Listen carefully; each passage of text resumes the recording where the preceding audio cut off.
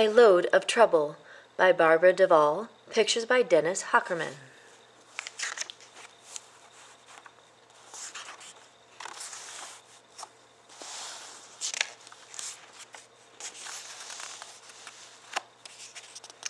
Christopher Churchmouse did a double-take when he was passing his cousin Ced's house. Standing right in front of the door was Ced's little green wagon. Now that wasn't too unusual because Ced used his wagon all the time to haul food and other things to his little hole in the wall. However, what really caught Chris's attention was what was in the wagon. It was full, right up to the brim, with delicious-looking breadcrumbs. Christopher looked both ways to see if anyone was watching, and then reached out and grabbed a whole pawful of crumbs. Stuffing them into his mouth, he exclaimed to himself, "These are great! Chomp, chomp. Wonder where Ced got them. Chomp, chomp, chomp." Taking another mouthful, he thought, "I'd like to have this load for myself." And he thought about how nice all the breadcrumbs would be stored in his mother's pantry for the winter.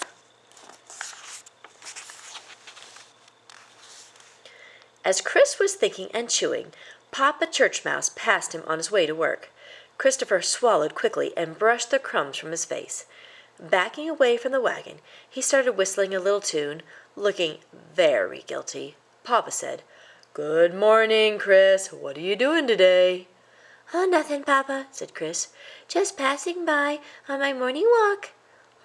Said Papa thoughtfully, looking at the wagon full of crumbs. "You weren't thinking of eating some of Ced's crumbs, were you?"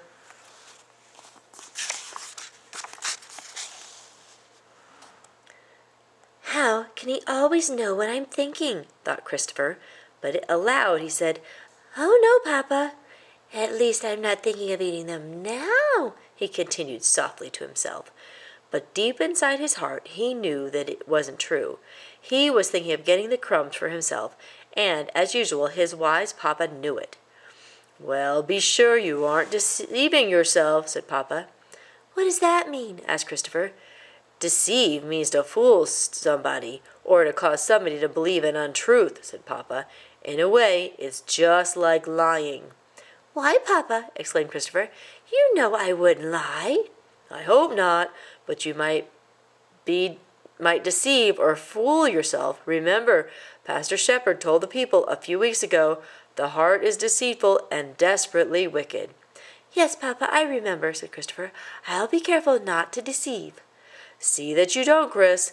Have a good day," and said Papa, giving him a pat on his head and hurrying off with his lunch bucket. After Papa left, Christopher looked hungrily at the wagon load of crumbs. "Suppose," he thought, "that I replace Ced's crumbs, say, with sawdust. Yeah, that's a good idea. After all, that wouldn't be stealing, for I would be giving him something he needs. He probably has enough crumbs, and I don't have any. I have plenty of sawdust from when we made our pantry bigger. A mouse can always use sawdust. That's what I'll do. He'll never care. In fact, he'll be glad to have sawdust when he doesn't have any of his own." And with that, Christopher started to pull the wagon full of crumbs towards his own home. As he did, he remembered for a minute what Papa said about deceit. Papa had said deceit was causing someone to believe an untruth, and that was what he was doing.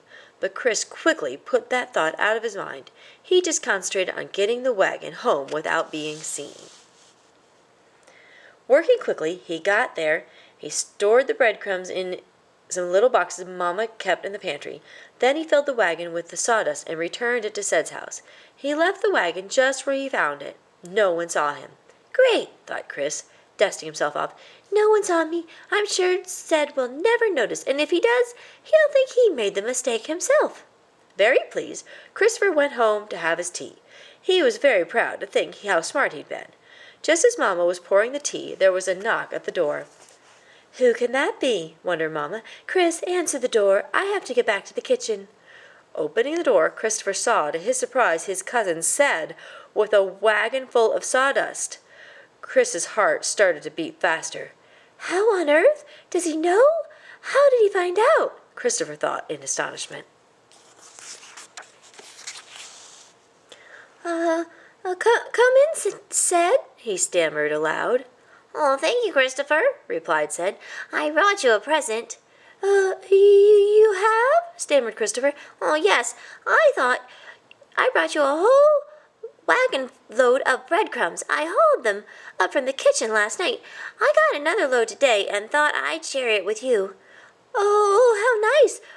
But are you sure you want to? Floundered Christopher, feeling worse every minute. Oh, sure. You're my favorite cousin, aren't you? What's a family for if not to help one another? Said Squeak happily. That's kind of you, Ced. I'll unload them right in the pantry and... Oh, I see you're just having tea. That's great. Then I can watch you enjoy them, Ced explained.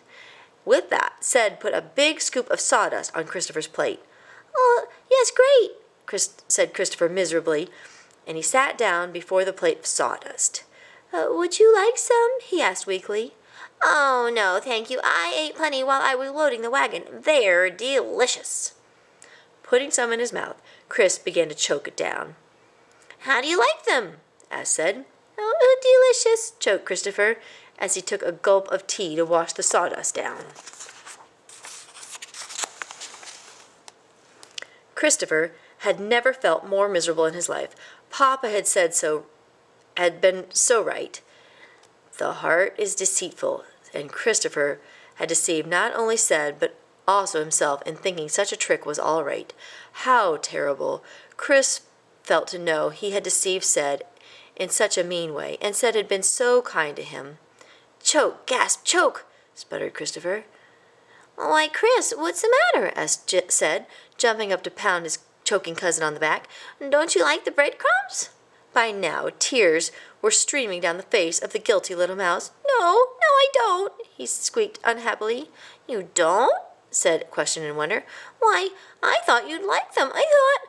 Oh, stop, said Christopher, putting up his hand to still Ced's questions. Oh, I have been so naughty, but I'm very, very, very sorry, Ced, cried Christopher, fishing out his handkerchief from his back pocket and blowing his nose loudly. Why, Chris, whatever is wrong? asked Ced, and he came over to Chris and patted him on the shoulder. Deceit is wrong, said Christopher. What's deceit? asked Ced, curiously. Deceit is causing someone to believe an untruth, said the unhappy little mouse, wiping his eyes. It's the same thing as lying. I see, Ced replied, but what does this have to do with my breadcrumbs? They aren't breadcrumbs, squeaked Christopher. What do you mean, not breadcrumbs? They are, too. They're nice breadcrumbs from the kitchen. I had some myself, and I know. No, they're not, interrupted Christopher. I mean, they were, but they're not now. What are you talking about, Christopher? Exclaimed Ced, beginning to get angry. These are most certainly breadcrumbs, he said, emphatically, stepping over the table and taking a pawful. They most certainly are. Why, they're very good breadcrumbs, he insisted, stuffing his pawful into his mouth. The moment Ced put the sawdust in his mouth, he began to choke and cough. Christopher rushed to hand him a cup of cold tea to drink. Here, Chris said, handing it to him. I tried to tell you they're not crumbs, they're sawdust. Sawdust? Shrieked Ced, taking a big gulp and coughing. Yes, sawdust, said Christopher weakly. I was trying to tell you that I exchanged your breadcrumbs for some sawdust. I deceived you, Ced. I wanted you to think they were still breadcrumbs. I took your crumbs and stored them in our pantry, and I replaced the crumbs with some sawdust. It almost worked, too. I almost deceived you, and it was very wrong. What's wrong? asked Mamma, coming into the room suddenly. Oh, no, mumbled Christopher.